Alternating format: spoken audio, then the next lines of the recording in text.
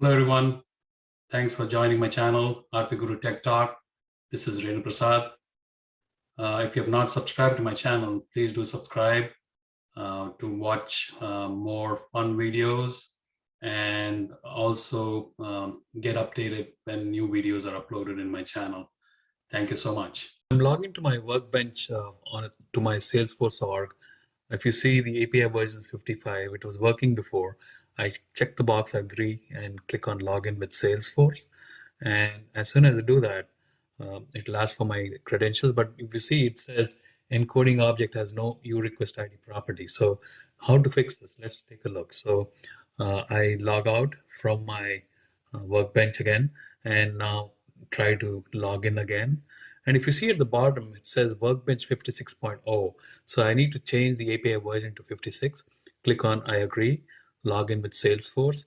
So it takes me to the username which I had previously logged into the org.